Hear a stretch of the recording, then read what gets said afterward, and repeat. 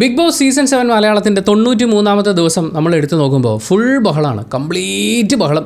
എവിക്റ്റായി പോയ ആളുകളൊക്കെ തിരിച്ചു വരുന്നു. വീണ്ടും പുറത്തിറങ്ങിയപ്പോൾ അവർക്ക് നേരിട്ടിട്ടുള്ള സൈബർ അറ്റാക്കിനെ കുറിച്ചും മറ്റുമൊക്കെ അവർ സംസാരിക്കുന്നത് നമുക്ക് മനസ്സിലാക്കാം. അല്ലാതെയുള്ള കാര്യങ്ങളുമുണ്ട്.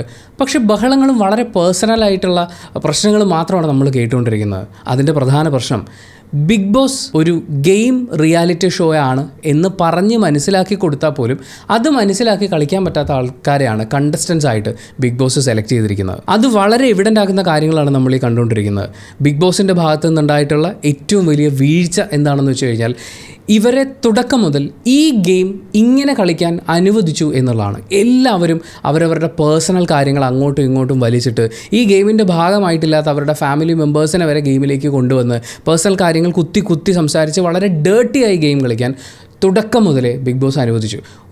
ഒരു നല്ല വാണിംഗ് പോലും നമുക്ക് എടുത്തു പറയാനില്ല. ലാസ്റ്റ് വാണിംഗ് എന്ന് പറയും, പക്ഷേ അതൊരു തമാശ വാക്കായി ബിഗ് ബോസ് ഹൗസിനകത്ത് മാറിക്കഴിഞ്ഞു. ഇത് എല്ലാ സീസണിലും ഇങ്ങനെയാണോ അല്ലയോ എന്നൊക്കെ ഉറപ്പിച്ച് പറയാൻ നമ്മൾ എല്ലാ സീസണും കണ്ടിട്ടില്ല. പക്ഷേ ഈ സീസൺ മാത്രമാണ് തുടക്കം മുതൽ അവസാനം വരെ നമ്മൾ കാണുന്നത്. അതിൻ്റെ അടിസ്ഥാനത്തിൽ പറയാനാണെങ്കിൽ പ്ലീസ് ബിഗ് ബോസ് ദയവ് ചെയ്ത് ഇത്രയും സബ്സ്റ്റാൻഡേർഡ് ആയിട്ടുള്ള ഗെയിം കളിക്കാൻ അറിയാത്ത കണ്ടസ്റ്റൻസിനെ ഇനി കടത്തി വിടരുതേ. ഈ ഗെയിം ഇത്രയും മോശമായി അത് ഈവൻ പ്രേക്ഷകരുടെ മാനസികാവസ്ഥയെ പോലും ബാധിക്കുന്ന രീതിയിലേക്ക് ഒരു മോശം ലെവലിലേക്ക് മാറുന്നുണ്ട്. ഇപ്പോൾ തിരിച്ചു വന്നിട്ടുള്ള ഗസ്റ്റായിട്ട് ബിഗ് ബോസ് ഹൗസിലേക്ക് തിരിച്ചെത്തിയിട്ടുള്ള കണ്ടസ്റ്റൻസിനെ നമ്മൾ എടുത്തു നോക്കുമ്പോൾ അവരിതിനകത്ത് വീണ്ടും ഗെയിം കളിക്കുന്ന പോലെയാണ് നമുക്ക് തോന്നുക. അല്ലെങ്കിൽ അവരുടെ സ്വാഭാവികമായി അവർ എവിക്റ്റ് ആവുന്നതിന് മുമ്പ് എന്ത് ഗെയിം കളിച്ചോ ഡേർട്ടി ആയിട്ടുള്ള ഗെയിം അതൊക്കെ തന്നെ വീണ്ടും കളിക്കുന്നതായിട്ടാണ് നമുക്ക് കാണാൻ പറ്റുന്നത്. അതിന് രണ്ട് കാരണങ്ങളാണ്. ഒന്ന്, ഇവർ ബിഗ് ബോസ് ഹൗസിൽ നിന്ന് ഔട്ടായതിന് ശേഷവും ഇവരുടെ പേരുകൾ ഉപയോഗിച്ചുകൊണ്ട് ബിഗ് ബോസ് ഹൗസിനകത്ത് ഗെയിമുകൾ മുന്നോട്ട് പോയിട്ടുണ്ട്. അവരെക്കുറിച്ച് മോശമായ കാര്യങ്ങൾ സംസാരിക്കുക, കുറേ അവിഹിത കഥകൾ ഉണ്ടാക്കി വെക്കുക, അതിനെക്കുറിച്ച് നിരന്തരം ഡിസ്കസ് ചെയ്തുകൊണ്ട് അവരെ ഈ ഗെയിമിൻ്റെ പാർട്ടാക്കി ഗെയിമിൽ ബാക്കിയുണ്ടായിരുന്നവരെല്ലാം നിലനിർത്തിക്കൊണ്ടുപോയി. രണ്ടാമത്തെ പ്രശ്നം, ഇവർ ബിഗ് ബോസ് ഹൗസിൽ നിന്ന് പുറത്തിറങ്ങിയതിന് ശേഷവും ബിഗ് ബോസ് കളിച്ചുകൊണ്ടിരിക്കുകയായിരുന്നു. അകത്ത് പറയേണ്ട കാര്യങ്ങളൊക്കെ പുറത്തിറങ്ങിയിട്ട് ഓൺലൈൻ മീഡിയക്കാരുടെ അടുത്ത് പറയുക, ലൈവ് വന്ന് പറയുക എന്നുള്ളതിനപ്പുറത്തേക്ക് ഇവർ ഈ ഗെയിമിൽ നിന്ന് വിട്ടിട്ടില്ല. അങ്ങനെ മൊത്തത്തിൽ ഇവർ ഈ ഗെയിമിൽ തന്നെയാണ്. എവിക്റ്റായി പോയി എന്ന് പറയുന്ന ഒരൊറ്റ കാര്യമുള്ളെങ്കിലും അവർ ഫുൾ ഓൺ ഗെയിമിലാണ്. ഗ്രാൻഡ് ഫിനാലയിലേക്ക് എത്തിക്കൊണ്ടിരിക്കുന്ന ഒരു സമയം കൂടിയാണിതെന്ന് ഓർക്കണം. ഇപ്പോഴും പഴയ വിഷയങ്ങൾ, അതിൻ്റെ ഭാഗമായിട്ടുള്ള ബഹളങ്ങളൊക്കെ നമ്മൾ കേട്ടുകൊണ്ടിരിക്കുമ്പോൾ നമ്മളിതിൽ ആരുടെ കൂടെ നിൽക്കുമെന്ന് ചോദിച്ചു കഴിഞ്ഞാൽ ഞാൻ ആ അറ്റാക്ക് നേരിട്ടിട്ടുള്ള ഇത് ബിഗ് ബോസിനകത്ത് വെച്ച് തന്നെ പറഞ്ഞു തീർക്കണം, ഇതിന് ക്ലാരിറ്റി ഉണ്ടാവണം എന്ന് ചിന്തിക്കുന്ന ആളുകൾക്കൊപ്പം നിൽക്കാനാണ് ഇഷ്ടപ്പെടുന്നത്. കാര്യം ഗ്രാൻഡ് ഫിനാലയുടെ അടുത്ത് വരുമ്പോൾ എല്ലാവരും വളരെ എക്സൈറ്റഡ് ആയിട്ടുള്ളൊരു സിറ്റുവേഷനാണ്. എന്തൊക്കെയാണ് സംഭവിക്കാൻ പോകുന്നത്, പിന്നെ ഇപ്പോൾ നിലവിൽ അവിടെ ബാക്കി നിൽക്കുന്നവരുടെ ഗെയിമും അവരുടെ സ്ട്രാറ്റജികളും കാര്യങ്ങളും ഒക്കെ സംസാരിച്ചുകൊണ്ട് അവരുടെ ഒരു തിരിച്ചുവരവാണല്ലോ. ഒരു റീയൂണിയൻ എന്ന് പറയുന്ന ഒരു ഹാപ്പി സ്പേസ് ആണ് ഉണ്ടാവേണ്ടത്. പക്ഷേ നമ്മൾ കാണുന്നത് ആദ്യ ദിവസങ്ങളിൽ അവർ ചെയ്തു വെച്ചിട്ടുള്ള അവരുടെ വഴക്കുകളുടെയൊക്കെ ഭാഗമായി സംഭവിച്ചതിൻ്റെ എക്സ്റ്റൻഷനാണ്. അതിൻ്റെ കാരണം അവർ ഔട്ടായി പോയതിനു ശേഷവും അവരെ സൈബർ അറ്റാക്കിന് ഇട്ടുകൊടുക്കത്തക്ക രീതിയിൽ ഇതിനകത്ത് നടന്നിട്ടുള്ള കോൺവെർസേഷൻസ് ആണ്. ആ കോൺവെർസേഷൻസ് അവരുടെ പേഴ്സണൽ ലൈഫിനെ അത്രയധികം ബാധിച്ചിട്ടുണ്ട് എന്നുള്ളൊരു സാഹചര്യത്തിൽ അവർക്കിത് ജനങ്ങളുടെ മുന്നിൽ വെച്ച് തന്നെ തിരുത്തി കാണിക്കാൻ കിട്ടുന്ന അവസാന അവസരമായിട്ടേ സ്വീകരിക്കാൻ പറ്റൂ. ആ മനുഷ്യർക്കൊപ്പം നമുക്ക് നിന്നേ പറ്റുള്ളൂ. ഗെയിം കഴിഞ്ഞ് പൊടിയും തട്ടി ട്രോഫിയുമായിട്ട് ആളുകളൊക്കെ ഇറങ്ങിപ്പോവും. പക്ഷേ ഈ കുറേ മനുഷ്യർ അവരുടെ കുറേ നാളത്തെ സന്തോഷവും സമാധാനവും ഒക്കെ നഷ്ടപ്പെടുന്നൊരവസ്ഥയിലേക്ക് എത്തിയിട്ടുണ്ടായിരുന്നു. സോ ബഹളമാണ് അവരുണ്ടാക്കുന്നതെങ്കിലും ആ ബഹളത്തിൽ കുറേ ആളുകൾക്ക് നീതി ലഭിക്കേണ്ടതുണ്ട്. സോ അൺഫോർച്ചുനേറ്റ്ലി ഗെയിമിനെ കുറിച്ച് സംസാരിക്കേണ്ടുന്ന അതിൻ്റെ ഏറ്റവും വലിയ വേർഷനുകളെക്കുറിച്ച് സംസാരിക്കേണ്ട ഈ വീക്കിൽ നമ്മൾ വീണ്ടും പഴയ വിഷയങ്ങളിലേക്ക് തന്നെ പോവുകയാണ്. ബിഗ് ബോസ് ഹൗസിലേക്ക് ഈ ഒരു എപ്പിസോഡിൽ നമ്മൾ കാണുന്ന തിരിച്ചെത്തിയിട്ടുള്ള ആളുകൾ പ്രവീൺ, ജിഷിൻ, റെന, അഭിലാഷ്, മസ്താനി തുടങ്ങിയിട്ടുള്ള ആളുകളാണ്. അതിൽ റെനയാണ് ആക്ച്വലി ഈ എപ്പിസോഡിൽ നമ്മൾ കാണുന്ന ആദ്യത്തെ ഒരു വഴക്കിൻ്റെ എലമെൻറ്റ് തുടങ്ങി വെക്കുന്നത്. അത് കലാഭവൻ സരികയുമായിട്ടാണ്. അവരെ ദേഷ്യം പിടിപ്പിക്കാൻ ഒരു തമാശ രൂപേണ എന്ന് റെന പറയുമ്പോഴും അത് അത്ര ഒരു തമാശയായി എടുക്കാൻ എല്ലാവർക്കും പറ്റിയെന്ന് വരില്ല. നിങ്ങൾ 3-ാമത്തെ ആഴ്ച തന്നെ എവിക്റ്റായി പോയില്ലേ എന്ന് പറയുന്ന പോലെ ഒരു ചോദ്യം ചോദിക്കുമ്പോൾ കലാഭവൻ സരികയെ സംബന്ധിച്ച് അത് അവർക്ക് ഹേർട്ടായിട്ടുണ്ട്. അവരതിനെതിരെ തിരിച്ച് സംസാരിക്കുന്നുണ്ട്. റെനയ്ക്ക് ആ സംസാരം ഒഴിവാക്കാമായിരുന്നു എന്ന് തന്നെയാണ് പറയാനുള്ളത്. റെന എന്തായാലും പിന്നീട് പോയി മാപ്പ് പറയുന്നുണ്ട്, അവർ ഹഗ് ചെയ്യുന്നുണ്ട്, ആ പ്രശ്നം സോൾവ് ചെയ്യുന്നുണ്ട്. അത് മാതൃകാപരമായിട്ടുള്ളൊരു കാര്യമാണ്. പക്ഷേ ഇൻ ദ ഫസ്റ്റ് പ്ലേസ് എന്തിന് അങ്ങനെ ഒരു അനാവശ്യ ആർഗ്യുമെൻ്റ് എടുത്തിട്ടു എന്നുള്ളൊരു ചോദ്യമുണ്ട്. പിന്നെ ഇതിൻ്റെ ഇടയിൽ സന്തോഷമുള്ള രസകരമായ ഒരു കാര്യം കണ്ടത്, അഭിലാഷും ശാരികയും നെവിനും കൂടി ഇരിക്കുന്ന സമയത്ത് അഭിലാഷിൻ്റെ വൈഫ് എന്താ പറഞ്ഞു വിട്ടതെന്ന് നെവിൻ ചോദിക്കുന്നുണ്ട്. അപ്പം ഒന്നും പറയാൻ പറ്റാത്തൊരവസ്ഥയിലാടാ എന്ന് പറയുമ്പോൾ എന്തുപറ്റി, പ്രഗ്നൻ്റ് ആണോ എന്ന് എടുത്ത വൈകി നെവിൻ ചോദിക്കുന്നുണ്ട്. അതാരൊന്നും പറയില്ലേ എന്നൊക്കെ അഭിലാഷ് ആ സമയത്തിരുന്ന് പറയുന്നുണ്ട്. അപ്പം നെവിൻ്റെ ഡയലോഗ്, അയ്യോ ഞാനൊരു കുഞ്ഞിക്കാല് കാണണമെന്ന് ഇങ്ങനെ ആഗ്രഹിച്ചിരിക്കുകയാണെന്നാണ്. ആക്ച്വലി കുഞ്ഞിക്കാലായിരിക്കില്ല, പുള്ളി ചിലപ്പോൾ കോഴിക്കാലായിരിക്കും ആഗ്രഹിച്ചിട്ടുണ്ടാവും അദ്ദേഹത്തിൻ്റെ ഒരു ഭക്ഷണത്തിനോടുള്ള ഇഷ്ടം വെച്ചുകൊണ്ട് നെവിൻ ഇപ്പോൾ കുഞ്ഞിക്കാല് കാണണമെന്ന് വിചാരിച്ചിട്ടും കാര്യമില്ലല്ലോ. അഭിലാഷ് പറയുന്നുണ്ട് സ്കാൻ ചെയ്ത് അതിൻ്റെ കാര്യങ്ങളൊക്കെ തുടങ്ങണമെന്ന്. അപ്പോൾ എന്തായാലും ഒരു 8-9 മാസം കഴിഞ്ഞിട്ടേ ആ കുഞ്ഞിക്കാല് നെവിന് കാണാൻ പറ്റുള്ളൂ. പക്ഷേ നെവിൻ ഈസ് ഹാപ്പി. അത് പറയുമ്പോൾ അഭിലാഷിനും ഒരു സന്തോഷമുണ്ട്. 2 മാസം നിന്നിട്ട് ഉടനെ എവിക്റ്റായി പോയത് ഇതിനാണോ എന്നുള്ള ചോദ്യവും നെവിൻ അതിൽ ചോദിക്കുന്നുണ്ട്. അത് 2 സുഹൃത്തുക്കൾക്കിടയിലെ വളരെ സൗഹാർദ്ദപരമായിട്ടുള്ള ഒരു സംഭാഷണം എന്ന രീതിയിൽ വളരെ രസമുള്ള ഒന്നായിരുന്നു. 2 കാര്യങ്ങളാണ്. ഒന്ന്, വളരെ രഹസ്യമായി ഇത് വെക്കണം എന്ന് അഭിലാഷ് വിചാരിച്ചു, നടന്നു, ആരും അറിഞ്ഞിട്ടില്ല. 2, വളരെ ഹെൽത്തി ആയിട്ടുള്ള നല്ലൊരു സൗഹൃദത്തിൻ്റെ ഒരു സംസാരം ഇതിൻ്റെ ഇടയിൽ കേൾക്കാൻ പറ്റി. എന്തായാലും അറിഞ്ഞ സ്ഥിതിക്ക് അഭിലാഷിൻ്റെ വൈഫും 2 പേരും ഹെൽത്തി ആയിട്ടിരിക്കട്ടെ, കുഞ്ഞിൻ്റെ കാര്യങ്ങളും എല്ലാം മംഗളമായിട്ട് നടക്കട്ടെ, സുന്ദരമായിട്ട് നടക്കട്ടെ. വളരെ സന്തോഷവും സ്നേഹം നിറഞ്ഞിട്ടുള്ള ഒരു ഗർഭകാലം നിങ്ങൾക്ക് 2 പേർക്കും വിഷ് ചെയ്യാണ്. ഈ 2 പേർക്കും ഗർഭകാലം എന്നൊക്കെ പറയുമ്പോഴേ ചിലർ ചോദിക്കും 2 പേർക്കും എങ്ങനെയാണ് ഗർഭകാലം, അത് ഭാര്യയല്ലേ പെണ്ണല്ലേ പ്രസവിക്കുന്നതെന്നൊക്കെ. അങ്ങനെ അല്ലടോ, അതൊരു ഒരുമിച്ചുള്ള പ്രിപ്പറേഷനാണ്. ഇന്നിപ്പോൾ എന്നോട് അച്ഛനാവാൻ എങ്ങനെ പ്രിപ്പയർ ചെയ്യുമെന്ന് ചോദിച്ചു കഴിഞ്ഞാൽ എൻ്റെ വൈഫ് പ്രഗ്നൻ്റ് ആവുന്നതെന്ന് ഞാൻ അറിയുന്ന ആ മൊമെൻറ്റ് മുതൽ ഞാൻ എൻ്റെ ഹെൽത്തിനും കൂടി ഇമ്പോർട്ടൻസ് കൊടുക്കാൻ തുടങ്ങും. 9 മാസം കഴിഞ്ഞ് കുഞ്ഞ് പുറത്തേക്ക് ഇറങ്ങുമ്പോൾ ഏറ്റവും ഹെൽത്തി ആയിട്ട് അയാളെ നോക്കാൻ പാകത്തിന്, അയാളുടെ എല്ലാ കാര്യങ്ങളും നോക്കാനും, ഈവൻ പ്രഗ്നൻസിക്ക് ശേഷം വൈഫിൻ്റെ ഉറക്കവും കാര്യങ്ങളും ഒക്കെ ബുദ്ധിമുട്ടായിരിക്കും. ആ സമയങ്ങളിലൊക്കെ കുഞ്ഞുങ്ങളെ എങ്ങനെ പരിപാലിക്കണം എന്ന് പഠിച്ച് അതിനുവേണ്ടി കംപ്ലീറ്റ്ലി ഹെൽത്തി ആയിരിക്കുക, അതിനോടൊപ്പം വൈഫിൻ്റെ കാര്യങ്ങൾ നോക്കുക എന്ന് പറയുന്ന രീതിയിൽ ഇതൊരു ഒരുമിച്ച് നമ്മൾ മുന്നോട്ട് കൊണ്ടുപോകേണ്ട കാലമാണ്. ഭാര്യയുടെയും ഭർത്താവിൻ്റെയും. ഈ കുഞ്ഞ് പുറത്തേക്ക് വന്നു കഴിഞ്ഞാൽ പിന്നെ അതിൻ്റെ അവകാശം അച്ഛൻ ചെന്ന് വാങ്ങിക്കുമല്ലോ.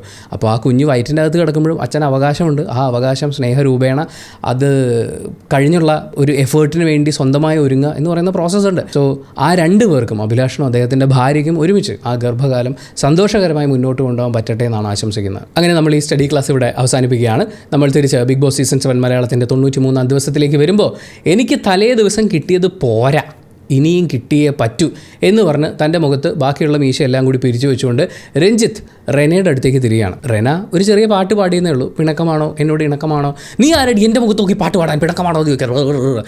പുള്ളി അങ്ങനെ നിന്ന് വിറയ്ക്കുകയാണ്. ഈ കോൺവെർസേഷനിൽ പുള്ളി ഇങ്ങനെ ചൂടാവുന്ന കണ്ടിട്ട് നൂറ വരെ ചോദിക്കുന്നുണ്ട്, നിങ്ങളിത് ഫസ്റ്റ് ഡേ ഒക്കെ ഇറക്കിയിരുന്നെങ്കിൽ ഹീറോ ആയേനെന്ന്. ശരിയാണ്, പുള്ളി ആദ്യത്തെ ദിവസങ്ങളിലൊക്കെ നമ്മൾ നോക്കുകയാണെങ്കിൽ ഈ ഉച്ച സമയമാകുമ്പോൾ നമ്മൾ ഡോക്ടറുടെ അപ്പോയിൻമെൻ്റ് എടുത്ത് പോയിരുന്നു കഴിഞ്ഞാൽ ഉച്ചയ്ക്ക് ബാക്കി തിരക്കുകളൊക്കെ കഴിയുമ്പോഴേക്കും അകത്തേക്ക് കയറാൻ കാത്തിരിക്കുന്ന കുറേ മെഡിക്കൽ റെപ്രസെൻറ്റേറ്റീവ്മാരുണ്ടാവും. അക്കൂട്ടത്തിൽ അത്രയൊന്നും സ്മാർട്ടല്ലാത്ത ഒരാൾ ചിലപ്പോൾ 2 കൈയും പോക്കറ്റിലൊക്കെ ഇട്ട് ഷർട്ടൊക്കെ ഇൻസേർട്ട് ചെയ്തിട്ടൊക്കെ നിൽക്കുന്നുണ്ടാവും. ആ നിപ്പ് നിൽക്കുകയായിരുന്നു ആ മനുഷ്യൻ കുറേ ദിവസം. പക്ഷേ തിരിച്ചു വന്നു കഴിഞ്ഞപ്പോൾ ഞാനൊരു ടെററായേ പറ്റൂ. മാത്രമല്ല പുറത്തിറങ്ങിയതിന് ശേഷവും അദ്ദേഹം റെനയുമായിട്ടൊരു നല്ല സൗഹാർദ്ദപരമായ അന്തരീക്ഷം ഉണ്ടാക്കാവുന്ന ടോക്കല്ല നടത്തിയിട്ടുള്ളത്. അതിൻ്റെ ഒരു എക്സ്റ്റൻഷൻ നമുക്കിവിടെ കാണുന്നുണ്ട്. അന്ന് എനിക്ക് പറയാൻ പറ്റിയിട്ടില്ല, ഇന്ന് ഞാൻ പറയും എന്നൊക്കെ പറഞ്ഞ് പുള്ളി വെളിച്ചപ്പാട് തുള്ളുന്നുണ്ട്. പക്ഷേ അത് ഓപ്പോസിറ്റ് നിന്ന് റെനയായിപ്പോയില്ലേ. പിന്നെ ബിൻസിയും നൂറയും ഒക്കെ ഒരുപാട് കൗണ്ടറൊക്കെ അടിക്കുമ്പോഴേക്കും അദ്ദേഹത്തിൻ്റെ ആ ദേഷ്യം അലിഞ്ഞില്ലാതാവുകയും അദ്ദേഹം പൊട്ടിച്ചിരിക്കുകയും ചെയ്യുന്നുണ്ട്. അത് എന്തിനായിരുന്നു എന്ന് ചോദിച്ചു കഴിഞ്ഞാൽ അത് പുള്ളിക്കും അറിയില്ല, അവിടെയുള്ള ആർക്കും അറിയില്ല. എന്തിനോ വേണ്ടി തിളച്ചൊരു സാമ്പാർ. ഈ കോൺവെർസേഷനൊക്കെ കഴിഞ്ഞിട്ടാണ് മസ്താനി എൻ്റർ ചെയ്യുന്നത്. മസ്താനി എൻ്റർ ചെയ്യുന്നു എന്നുള്ളത് അവർക്ക് മനസ്സിലായിട്ടുണ്ടാവണം. അപ്പാനി ശരത്തും ആദിലയും അകത്ത് തന്നെയാണ് നിൽക്കുന്നത്. ബാക്കി എല്ലാവരും പുറത്ത് പോയിട്ടാണ് മസ്താനിയെ വെൽക്കം ചെയ്യുന്നത്. അനുമോൾ ആസ് യൂഷ്വൽ ഏറ്റവും മുന്നിൽ പോയി ഞാൻ തന്നെ ഫസ്റ്റ് റിസീവ് ചെയ്യുമെന്നുള്ള ആ ഒരു ഭാവത്തിൽ നിൽക്കുകയാണ്. മസ്താനിയാണ് വരുന്നതെന്ന് കണ്ടു കഴിയുമ്പോഴേക്കും അപ്പാനി ശരത്ത് എന്ന് പറഞ്ഞിട്ടൊരു തിരിച്ചുവരവുണ്ട്. ആ സമയത്ത് എൻ്റെ മനസ്സിൽ വന്ന ഡയലോഗ്, പോ പുല്ല്, ഞാനില്ല ഈ കളിക്ക്, ആൾ മാറി കഷ്ടപ്പെട്ടതൊക്കെ വെറുതെയായി എന്ന് ജഗതി ചേട്ടൻ പറയുന്ന പോലെ അങ്ങനത്തെ ഒരു എക്സ്പ്രഷനായിരുന്നു. പക്ഷേ അപ്പാനി പല സമയത്തായി പറയുന്ന കുറേ കാര്യങ്ങളുണ്ട്. എനിക്ക് ക്ഷമിക്കാൻ പറ്റില്ല, അഥവാ എന്നോടൊരു കോംപ്രമൈസ് ടോക്കിന് വന്നാൽ ഞാൻ എങ്ങനെ ഡീൽ ചെയ്യണം എന്നൊക്കെ ആദിലോട് ചോദിക്കുന്നുണ്ട്. അതിനുശേഷം വളരെ രസകരമായിട്ടുള്ളൊരു സീൻ നമ്മൾ കാണുന്നത് മസ്താനി ബാക്കിയുള്ളവരൊക്കെ ആയിട്ടിരുന്ന് സംസാരിക്കുകയാണ്. അപ്പാനി ശരത്തിൻ്റെ മടിയിൽ അക്ബർ കിടപ്പുണ്ട്, തൊട്ടടുത്ത് സരിക ഇരിപ്പുണ്ട്. അപ്പോൾ ഈ മസ്താനിയോടുള്ള ഇവരുടെയൊക്കെ ദേഷ്യം ഇവർ പല രീതിയിൽ പ്രകടിപ്പിക്കുകയാണ്. അവരുടെ ഫാമിലിയൊക്കെ വലിച്ചഴിച്ചുകൊണ്ട് വന്ന് വളരെ മോശമായിട്ടാണ് മസ്താനി ആ കാര്യങ്ങളെ ഡീൽ ചെയ്തിട്ടുള്ളത്. അപ്പോൾ അപ്പാനി ശരത്തിന് ഈ ദേഷ്യം ഉള്ളിൽ കിടപ്പുണ്ടല്ലോ. സരിക ഓൾറെഡി പറഞ്ഞു എനിക്ക് അവളെ കണ്ടിട്ട് തന്നെ ദേഷ്യം വരുന്നു എന്നുള്ളത്. അപ്പാനി ശരത്ത് അക്ബറിനോട് പറയുന്നത്, എടാ ഞാൻ എന്തെങ്കിലും ദേഷ്യം ഉള്ളിൽ വെച്ചുകൊണ്ട് നടക്കുന്ന ഒരാളാണോ, പക്ഷേ എന്നിട്ടും എനിക്ക് ക്ഷമിക്കാൻ പറ്റാതിരിക്കുമ്പോൾ നിനക്കത് മനസ്സിലാക്കിക്കൂടെ എന്നൊക്കെ സംസാരിക്കുന്നുണ്ട്. അതായത് എനിക്ക് ക്ഷമിക്കാൻ പറ്റാത്തൊരു തെറ്റാണ് മസ്താനിയുടെ ഭാഗത്തു നിന്നുണ്ടായത് എന്നുള്ള രീതിയിൽ സംസാരിക്കുമ്പോഴേക്കും അക്ബർ എണീറ്റിട്ട് ചോദിക്കുന്നത്, എടാ ഞാനൊരു കാര്യം ചെയ്യട്ടെ, ഞാൻ പോയി 2 പറയട്ടെ. ആ ചോദ്യം ഉണ്ടായി വരുന്നത് ഭയങ്കര രസമാണ്. അക്ബർ ചോദിക്കുന്നത്, ഞാൻ ഒരു കാര്യം പറയട്ടെ. എന്താളിയാ നീ പറ, ഞാൻ പോയി 2 പറയട്ടെ എന്ന് അക്ബർ ചോദിക്കുമ്പോഴേക്കും അപ്പാനിയുടെ ഉള്ളിൽ അക്ബർ ഇത് ചെന്ന് ചോദിച്ച് ഇനി വീണ്ടും ഇത് പുകഞ്ഞ് കൊണ്ടുവരണ്ട എന്നുള്ളതൊക്കെ കൊണ്ടായിരിക്കാം ഇനി ഈ വിഷയം സംസാരിക്കേണ്ട. അതായത് നമ്മൾ 2 കൂട്ടുകാർ ഇരുന്നിട്ട് ഒരു ദേഷ്യം ഇങ്ങനെ പറയുമ്പോൾ ഞാൻ അവനിട്ട് 2 പൊട്ടിക്കട്ടെ, അങ്ങനെ ചെയ്യരുത് എന്ന് പറയുന്ന ആ ഒരു രീതിയിൽ അപ്പാനി ശരത്ത് അക്ബറിനെ ഒന്ന് തണുപ്പിക്കുന്നുണ്ട്. അമർ അക്ബർ ആൻ്റണിയിൽ പ്രതികാരം നാളെയാക്കിയ കുഴപ്പമുണ്ടോ എന്ന് ഇന്ദ്രജിത്ത് ചോദിക്കുന്ന പോലത്തെ ഒരു ചോദ്യമായിരുന്നു അത്. പക്ഷെ അവരുടെ കോൺവെർസേഷൻ ഭയങ്കര രസമാണ്. നല്ല രസമുള്ള രണ്ട് കൂട്ടുകാരെന്നൊക്കെ നമ്മൾ പറയില്ലേ, പഴയ സിനിമയിൽ സിദ്ദിഖ് ജഗദീഷ് കോമ്പിനേഷൻ അല്ലെങ്കിൽ സായി കുമാർ മുകേഷ് കോമ്പിനേഷൻ എന്നൊക്കെ പറയുന്ന പോലെ ഒരു ഓളമാണ് കണ്ടിരിക്കാൻ വേണ്ടിയിട്ട്. ആൻഡ് അക്ബർ അത് അവരുടെ ആ കോൺവെർസേഷൻ കൺക്ലൂഡ് ചെയ്യുന്നത് അവൾ മാന്യമായിട്ടാണ് സംസാരിക്കുന്നതെങ്കിൽ മാന്യമായിട്ട്, പക്ഷേ മുടയാണെങ്കിൽ നമ്മൾ മുടയാണ്. ഇനി ഈ വിഷയം സംസാരിക്കേണ്ടെന്ന് അപ്പാനി ശരത്ത് പറയുമ്പോൾ അക്ബർ തിരിച്ചു പറയുന്നത് ഈ കുഞ്ഞു പിള്ളേരുടെ ഷൂ ഒക്കെ ഇട്ട് നടക്കുമ്പോൾ ആ സൗണ്ട് പോലെ പീക്കി എന്നുള്ള അവളുടെ ആ സൗണ്ട് കേൾക്കുമ്പോഴല്ലോ എനിക്ക് അങ്ങോട്ട് ഇടിക്കാൻ തോന്നും എന്ന് പറയുന്ന പോലെ അത് കേട്ടപ്പോൾ തോന്നിയത് അപ്പാനി ശരത്ത് തിരിച്ചു പോകൂ എന്നാണ്. കാരണം അപ്പാനി ശരത്ത് ഇല്ലാതിരുന്ന ഇത്രയും ദിവസം അക്ബർ വളരെ ഡീസൻ്റ് ആയിട്ടാണ്. ഇതൊരാളുടെ ഉള്ളിൽ കിടക്കുന്ന ഒരു ദേഷ്യത്തിൻ്റെ ഒരു രൂപമാണ്. അക്ബർ ഡയറക്റ്റ്ലി ചെന്ന് അറ്റാക്ക് ചെയ്യാനൊന്നും പോകുന്നില്ല. പക്ഷേ അപ്പാനി ശരത്ത് ഒരു കേൾവിക്കാരനായി അവിടെ ഇരിക്കുന്നതുകൊണ്ടാണ് അക്ബറിൻ്റെ വായിൽ നിന്ന് പുറത്തേക്ക് വരുന്നത്. ഇത്രയും ദിവസം വളരെ നീറ്റായി ഡീസൻ്റായി ലാലേട്ടൻ്റെ കയ്യിൽ നിന്ന് പൂച്ചെണ്ടുകളൊന്നും കിട്ടിയിട്ടില്ലെങ്കിലും നല്ല അഭിപ്രായത്തിൽ പോകുവാണല്ലോ അക്ബർ. അതിൻ്റെ ഇടയിൽ ഇങ്ങനൊരു അഗ്രഷൻ ഡയലോഗിൻ്റെ ആവശ്യമില്ലല്ലോ. എന്തായാലും കോംപ്രമൈസ് ടോക്കിന് അവൾ ഇങ്ങോട്ട് വരികയാണെങ്കിൽ എന്ത് ചെയ്യണമെന്നുള്ള ചോദ്യത്തിന് അപ്പാനി ശരത്തിനോട് അക്ബർ പറയുന്നത് മാന്യമായിട്ടാണ് മാന്യമായിട്ട്, മുടയാണെങ്കിൽ മുട. അതിനുശേഷവും ഈ കോൺവെർസേഷൻ്റെ ബാക്കി പത്രങ്ങൾ സംഭവിക്കുന്നുണ്ട്. ആദ്യം നമ്മൾ കാണുന്നത് ബെഡ്റൂമിൽ വെച്ച് മസ്താനി, അനിമോളും അഭിലാഷും ഒക്കെ ഇരിക്കുന്ന ആ ഒരു സദസ്സിലിരുന്നിട്ട് അവരുടെ ദുഃഖം പങ്കുവെക്കുകയാണ്. എനിക്ക് ഒരു പോസിറ്റീവ് കമൻറ്റ് പോലും ഉണ്ടായിരുന്നില്ല, വളരെയധികം സൈബർ ബുള്ളിങ് ഞാൻ നേരിട്ടു എന്നൊക്കെ. ആക്ച്വലി മസ്താനി ചെയ്തതിൽ മിസ്റ്റേക്ക് ഉണ്ട്. മസ്താനി ആ സമയത്ത് പറഞ്ഞു കൂട്ടിയ കാര്യങ്ങളൊക്കെ ആണെങ്കിലും ആളുകളുടെ പേഴ്സണൽ കാര്യങ്ങൾ വലിച്ചിട്ടതാണെങ്കിലും, പക്ഷേ നമ്മൾ ഒനീലിൻ്റെ കാര്യം കൺസിഡർ ചെയ്യുമ്പോൾ എനിക്ക് അങ്ങനെ ഒരു സംശയമുണ്ട് എന്ന് പറഞ്ഞതിന് മസ്താനി നേരിടുന്ന അറ്റാക്ക് അല്ലെങ്കിൽ അത്രയും ലാലേട്ടൻ്റെ വായിൽ നിന്ന് കേട്ടുകൂട്ടേണ്ടുന്ന ഒരു സാഹചര്യം ഉണ്ടോ എന്ന് ഇന്ന് നമുക്ക് സംശയം തോന്നുന്നുണ്ട്. കാരണം ഇപ്പുറത്തെ സൈഡിൽ നമ്മൾ കാണുന്നത് ഇതിൻ്റെയൊക്കെ എത്രയോ മടങ്ങ്, എത്രയോ ഇരട്ടി വൃത്തികേടുകളൊക്കെ ഒരടിസ്ഥാനവും ഇല്ലാതെ വിളിച്ചു പറയുന്ന അനിമോൾ നിൽക്കുക. അതായത് ഒരു വര വരച്ചിട്ട് ഈ വരേനെ ഇത് വെട്ടാതെയും മായ്ക്കാതെയും ഒന്ന് ചെറുതാക്കാൻ പറയുമ്പോൾ അതിൻ്റെ അടുത്ത് നമ്മൾ വലിയൊരു വര വരച്ചാൽ മതി എന്ന് പറഞ്ഞ പോലെ മസ്താനി എന്ന് പറയുന്ന തെറ്റുകൾ ചെയ്തിട്ടുള്ള ഒരാൾ ഇവിടെ നിൽക്കുമ്പോൾ അപ്പുറത്തെ സൈഡിൽ മറ്റേ ബാഹുബലിയുടെ പ്രതിമ വളർന്നു പോകുന്നത് പോലെ അനിമോൾ നിൽക്കുകയാണ്. ബാഹുബലി, കട്ടപ്പ എന്നൊക്കെ പറയുമ്പോഴേക്കും വേറെ പല വിഷയങ്ങളിലേക്ക് ആളുകൾ പോകാൻ സാധ്യതയുണ്ട്. ഞാൻ ജസ്റ്റ് ആ ഒരു വലിപ്പത്തിൻ്റെ വ്യത്യാസം പറയാൻ വേണ്ടിയിട്ട് മാത്രം പറഞ്ഞതാണ്. എന്തായാലും മസ്താനി ഈ ദുഃഖങ്ങളൊക്കെ പറയുന്ന സമയത്ത് അനിമോളുടെ അതിനുള്ള മറുപടി ഇങ്ങനെയാണ്: എന്നെ പുറത്തിറങ്ങി സൈബർ ബുള്ളി ചെയ്ത് കഴിഞ്ഞാൽ എല്ലാത്തിൻ്റെയും പേരെഴുതി ഞാൻ അങ്ങ് പോവും, ഞാൻ നോക്കിക്കൊണ്ടിരിക്കില്ല. ഈ പേരെഴുതി അങ്ങ് പോകുമെന്ന് പറഞ്ഞത് ആ ആൾക്കാരുടെ മുഴുവൻ പേരെഴുതി വെച്ചിട്ട് നേരെ പോലീസ് സ്റ്റേഷനിലേക്ക് പോകുന്നതാണോ അതോ നാട് വിട്ടു പോകുന്നതാണോ, എന്താണ് അതിൽ അനിമോൾ ഉദ്ദേശിച്ചതെന്ന് അറിയില്ല. ഞാൻ എന്ന് പറയുന്ന പോലത്തെ ഒരു എക്സ്പ്രഷൻ നമുക്ക് അവിടെ കാണാൻ പറ്റും. ഇതിനോട് പാരലായിട്ടാണ് അപ്പാനിയും അക്ബറും തമ്മിലുള്ള കോൺവെർസേഷൻ്റെ ബാക്കി നമ്മൾ കാണുന്നത്. അവർ മറ്റേ മേക്കപ്പ് ഒക്കെ ഇടുന്ന ആ ഒരു സ്പേസിലാണുള്ളത്. അപ്പാനി ചേർത്ത് അക്ബറിനോട് പറയുന്നത്, ഞാൻ എവിക്റ്റായി പോയപ്പോൾ ഒരു പെണ്ണ് ഭയങ്കര സന്തോഷമായിട്ട് ഇങ്ങനെ കൈയടിച്ചൊക്കെ നിൽക്കുന്നു, അത്രയും ക്രൂരനാണ് ഞാൻ ഈ വീട്ടിൽ, അളിയാ നീ പറയടാ ഞാൻ അത്രയും ക്രൂരനാണോ എന്ന് അപ്പാനി ചേർത്ത് പറയുന്നുണ്ട്. എനിക്ക് ഫീൽ ചെയ്തത് ഈ പ്രശ്നങ്ങളെല്ലാം ഒന്ന് പറഞ്ഞു ഒതുക്കുക എന്ന് പറയുന്ന ആ ഒരു കാര്യം അപ്പാനി ശരത്തിൻ്റെ ഉള്ളിലുണ്ടാവും. പക്ഷേ താൻ നേരിട്ടിട്ടുള്ള അനീതി എത്രത്തോളമാണെന്നുള്ള ഐഡിയയും അയാളുടെ ഉള്ളിലുണ്ട്. എനിക്കൊരു വൈരാഗ്യവുമില്ല, ഒരു ദേഷ്യവുമില്ല, പക്ഷേ എൻ്റെ പുറകെ വരരുത് എന്നാണ് അയാൾ പറയുന്നത്. ആ സംസാരം നടക്കുന്നതിനിടയിലേക്കാണ് കലാഭവൻ സരിക വന്ന് കയറുന്നത്.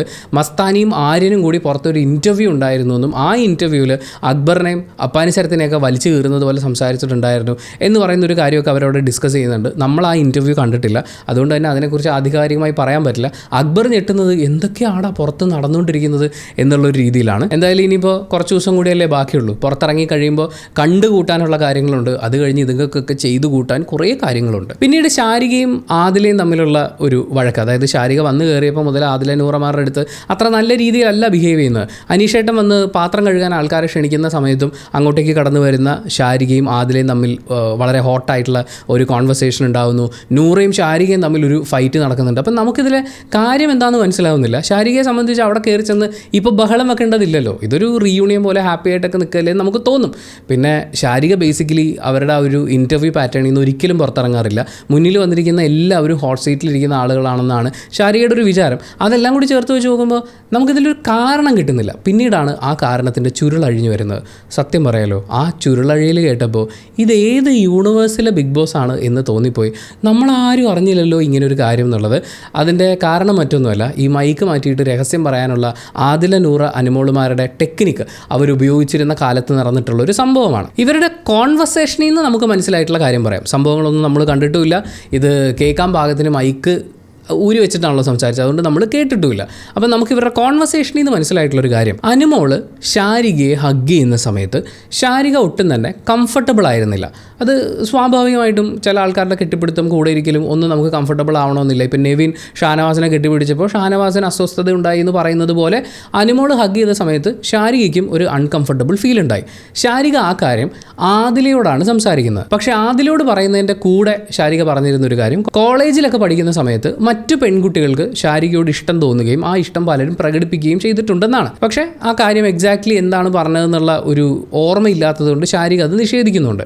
ആദിൽ ഈ കാര്യം അനുമോളോട് പറയുന്ന സമയത്ത് അൺകംഫർട്ടബിൾ എന്ന വാക്കിന് പകരം പ്രണയം എന്ന വാക്കാണ് ഉപയോഗിച്ചത്. അതായത് അനുമോൾക്ക് ശാരികയോട് പ്രണയമുണ്ടോ എന്ന് ശാരികയ്ക്കൊരു സംശയമുണ്ട് എന്നുള്ളത്. പിന്നീട് അവരുടെ സംസാരം മുന്നോട്ട് പോയപ്പോൾ പണ്ട് ലാലേട്ടൻ കഥ പറയാൻ വേണ്ടിയിട്ട് ഒരു ടാസ്ക് കൊടുത്ത പോലെ ആദ്യത്തെ ആളുടെ അടുത്തൊരു കഥയും അവസാനം എത്തുമ്പോൾ അതൊന്നുമായിട്ട് ഒരു ബന്ധമില്ലാത്തൊരു കഥയിലേക്കും വരുന്നത് പോലെ ഇവരുടെ കോൺവെർസേഷൻ മുന്നോട്ട് പോയി കഴിഞ്ഞപ്പോൾ ശാരികയ്ക്ക് അനുമോളോടൊരു പ്രണയമുണ്ട് എന്ന് പറയുന്ന ഒരു ആംഗിളിലേക്കായി. അത് ശാരികയ്ക്ക് പിടിച്ചില്ല. അതിൻ്റെ ഭാഗമായിട്ടാണ് ഈ ബഹളങ്ങളൊക്കെ സംഭവിക്കുന്നത്. അതുകൊണ്ടാണ് എന്താ ഇതിൻ്റെയൊക്കെ തുടക്കം എന്ന് അക്ബർ ചോദിക്കുന്ന സമയത്ത് ശാരിക പറയുന്നത് ഞാൻ അനുമോളെ ട്യൂൺ ചെയ്യാൻ നടക്കുന്നു എന്ന് അവൾ പറഞ്ഞു. അതായത് ആദില പറഞ്ഞു എന്ന് ആ ഒരു കാര്യമാണ് ശാരികയെ വളരെയധികം പ്രകോപിപ്പിക്കുന്നത്. അനുമോൾ ശാരികയെ കെട്ടിപ്പിടിക്കുന്നത് അൺകംഫർട്ടബിൾ ആണെന്ന് ശാരിക പറയുകയും അനുമോളുടെ അടുത്ത് എത്തുമ്പോൾ ശാരികയ്ക്ക് അനുമോൾക്കൊരു പ്രണയമുണ്ടോ എന്നൊരു സംശയം ഉണ്ടാവുകയും പിന്നീട് സംസാരിച്ച് വരുമ്പോൾ ശാരികയ്ക്ക് അനുമോളോടൊരു പ്രണയമുണ്ട് എന്നുള്ള രീതിയിലേക്കൊക്കെ ആയിട്ട് ഇതിങ്ങനെ കാട് കയറി പൊയ്ക്കൊണ്ടിരിക്കുകയാണ്. ഇതിൽ നമുക്ക് മനസ്സിലാക്കിയെടുക്കാവുന്ന ബാലപാഠം ഇത്രയേ ഉള്ളൂ. നിങ്ങൾക്ക് എന്തെങ്കിലും ഒരു കാര്യം ഒരാളോട് ചോദിക്കാനുണ്ടെങ്കിൽ ഒരു സംശയം ഉണ്ടെങ്കിൽ അത് അവരോട് നേരിട്ട് ചോദിക്കുക. ചോദിക്കാൻ ആളുകളെ ഏൽപ്പിച്ച് അവർക്കിടയിൽ ഒരു കോൺവെർസേഷൻ ഉണ്ടാക്കി അത് തിരിച്ചു വന്ന് പിന്നെയും വേറെ കോൺവെർസേഷനുകൾ ഉണ്ടായി എന്തിനാണ് ഇങ്ങനെ ചളംകുളമാക്കുന്നത്? എന്തായാലും അനുമോളുടെ ഭാഗത്തു നിന്നുള്ള പെരുമാറ്റം കണ്ടപ്പോൾ ശാരികയ്ക്ക് അനുമോൾക്ക് തന്നോട് പ്രണയമാണോ എന്ന് സംശയമുണ്ടായി എന്നുള്ള കാര്യം ആദില ജിഷിനും ഷാനവാസും ഒക്കെ ഇരിക്കുന്ന സമയത്താണ് സംസാരിക്കുന്നത്. അപ്പോൾ ഷാനവാസ്കയുടെ ഒരു ചോദ്യം ഇങ്ങനെയാണ്, അതെന്താ അവളുടെ ബിഹേവിയറിൽ എല്ലാവർക്കും ഇങ്ങനെ ഒരു സംശയം തോന്നുന്നത്? കാരണം ഓൾറെഡി അനീഷിന് അങ്ങനെ ഒരു സംശയം തോന്നുകയും അനീഷ് ഇഷ്ടം പ്രകടിപ്പിക്കുകയും ചെയ്തതാണല്ലോ. ശരിക്കും പറഞ്ഞാൽ ഇത് ചർച്ച ചെയ്തേ അനുമോളുടെ സെക്ഷുവാലിറ്റിയിലേക്കൊക്കെ ചർച്ച വളരെ അധികം ആഴത്തിൽ കടന്നില്ലെന്നൊരു സാഹചര്യമായിരുന്നു. പക്ഷേ അതവർ ചർച്ച ചെയ്തോട്ടെ, അതിന് ഗെയിം എന്ന് പറയുന്ന ഒരു ലെവലിൽ വലിയ പ്രാധാന്യമൊന്നുമില്ല. നമ്മൾ അടുത്ത കാര്യത്തിലേക്ക് പോവുകയാണ്. ജിഷിനും നെവിനും തമ്മിലാണ് വഴക്കുണ്ടാകുന്നത്. ഈ അതിഥികളായിട്ട് വന്നു കയറിയ ആളുകളൊക്കെ അടുക്കള കയ്യേറിയിരിക്കുകയാണ്, ഭക്ഷണം ഉണ്ടാക്കുന്നു. നെവിൻ പൂരി ഉണ്ടാക്കിക്കൊണ്ടിരിക്കുകയായിരുന്നു. നെവിൻ്റെ കയ്യിൽ നിന്ന് ആ കുക്ക് ചെയ്യാനുള്ള സാധന സാമഗ്രികളൊക്കെ പിടിച്ചു വാങ്ങിയതിന് ശേഷം ജിഷിൻ അത് പിടിച്ചു വാങ്ങുമ്പോൾ ആ സമയത്ത് നെവിൻ്റെ കൈ പൊള്ളിയിട്ടുണ്ടായിരുന്നു. മാത്രമല്ല നെവിൻ ഒരു പൂരി കടിച്ചു തിന്നുകൊണ്ടിരിക്കുകയായിരുന്നു.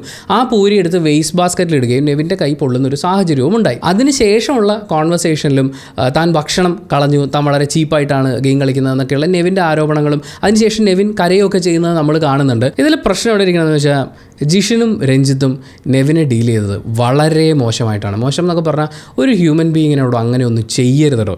ഒന്ന് അയാളുടെ കൈ പൊള്ളി, അയാൾ കഴിച്ചുകൊണ്ടിരുന്ന ഭക്ഷണം എടുത്ത് മാറ്റി അത് വേസ്റ്റ് ബിന്നിൽ കൊണ്ടിട്ടു. ഞാനിപ്പോൾ ആഹാരം കഴിച്ചുകൊണ്ടിരിക്കുക, പോട്ടെ നിങ്ങൾ ആഹാരം കഴിച്ചുകൊണ്ടിരിക്കുകയും വേണ്ട, നിങ്ങൾ ഭക്ഷണം ഉണ്ടാക്കിക്കൊണ്ടിരിക്കുക. നിങ്ങളുണ്ടാക്കിയ ഭക്ഷണം നിങ്ങളുണ്ടാക്കി എന്നുള്ള കാരണം കൊണ്ട് കളയുക, അല്ലെങ്കിൽ നിങ്ങളൊരു ഭക്ഷണം ടേസ്റ്റ് ചെയ്തതിൻ്റെ പേരിൽ അത് വേസ്റ്റ് ബിന്നിൽ കളയേണ്ടതാണെന്ന് പറയുക, അതൊരു മനുഷ്യൻ്റെ സെൽഫ് വാല്യൂവിനെ എത്രത്തോളം കുറച്ച് കാണിക്കുന്ന ഒരു പരിപാടിയാണത്. അത് വളരെ മോശമായിട്ടുള്ളൊരു ബിഹേവിയറാണ് ജിഷിൻ്റെ ഭാഗത്തു നിന്നുണ്ടായത്. പക്ഷേ ജിഷിൻ വീണ്ടും അയാളുടെ പഴയ ബഹളം പരിപാടികളൊക്കെ തുടരുകയാണ്. പക്ഷേ ഏറ്റവും വൃത്തികേടായിട്ട് അവിടെ ഡയലോഗ് അടിക്കുന്നത് രഞ്ജിത്താണ്, മുൻഷി രഞ്ജിത്ത്. അദ്ദേഹം പറയുന്നത് തിന്നാൻ സമയത്ത് പറന്നെത്തുന്നുണ്ടല്ലോ, വേസ്റ്റ് ഒന്നുമില്ലാതെ കഴിച്ചു തീർക്കുന്നുണ്ടല്ലോ, പണിയെടുക്കണ്ടേ എന്ന് പറയുന്ന ചോദ്യമൊക്കെയാണ് ചോദിക്കുന്നത്. പക്ഷേ അക്ബർ നെവിനെ വിട്ടുകൊടുത്തിട്ടില്ല. അവനാണ് കഴിഞ്ഞ കുറേ നാൾ 2 നേരം ഫുഡ് ഉണ്ടാക്കി നല്ല അടിപൊളിയായിട്ട് കഴിച്ചുകൊണ്ടിരുന്നതാണ്. അവൻ പണിയെടുക്കുന്നില്ല എന്നുള്ള വർത്താനം നിങ്ങളിവിടെ പറയേണ്ട കാര്യമില്ല എന്ന് ചൂണ്ടിക്കാണിക്കുന്നുണ്ട്. ആ നെവിന് വേണ്ടിയുള്ള അക്ബറിൻ്റെ ഒരു എഫേർട്ട് കണ്ടപ്പോൾ അങ്ങനെ ഒരു ഫ്രണ്ട് നമുക്ക് ആവശ്യമാണെന്ന് തോന്നി. ഇവരൊക്കെ എന്തിനാണ് തിരിച്ച് ബിഗ് ബോസ് ഹൗസിലേക്ക് കയറിയതിന് ശേഷം അവിടെ ഇത്രയും പ്രശ്നങ്ങൾ ഉണ്ടാക്കുന്നത് എന്നുള്ളതാണ്. ഒരു സെൻഡ് ഓഫ് ഒക്കെ പോലെ അവസാനത്തെ കുറച്ച് നാളുകൾ കൂടി, അത് കഴിഞ്ഞാൽ ഈ ബിഗ് ബോസും ഇവരുടെ ഓർമ്മകളിലേക്കാണ് മാറാൻ പോകുന്നത്. ഒരു വിന്നർ ഉണ്ടാവും, ബാക്കി എല്ലാവർക്കും ഒത്തിരി ഓർമ്മകൾ ഉണ്ടാവേണ്ട സ്ഥലമാണ്. പക്ഷേ വരുന്നു, ബഹളം വെക്കുന്നു, ആളുകളെ അവഹേളിക്കുന്നു, ഇടിച്ച് താഴ്ത്തി സംസാരിക്കുന്നു. രഞ്ജിത്തൊക്കെ പറയുന്നത് മറ്റന്നാളൊക്കെ തീരുക എന്നിട്ടും ഗെയിം കളിക്കുവാന്ന്. ആ പരിപാടി അവിടെ ചെയ്തുകൊണ്ടിരിക്കുന്നത് രഞ്ജിത്താണ്. മനുഷ്യൻ നിങ്ങളുടെ ഗെയിമൊക്കെ കഴിഞ്ഞു, നിങ്ങളുടെ ഗെയിം ഞങ്ങൾക്ക് കാണണ്ട. ഇത് ബിഗ് ബോസ് ഇൻവൈറ്റ് ചെയ്തിട്ടാണ് അവരിങ്ങോട്ട് വരുന്നതെങ്കിലും ആസ് എ ഗസ്റ്റ് അവർ കാണിക്കേണ്ട ഒരു മിനിമം മര്യാദ ഉണ്ടെന്ന് തോന്നി. ഒരു മനുഷ്യനെ ഇത്രയൊക്കെ ചവിട്ടി തേച്ച് വർത്താനം പറയുക. പക്ഷേ നെവിൻ അതിന് കൊടുത്ത മറുപടി വളരെ ക്ലാസ് ആയിരുന്നു.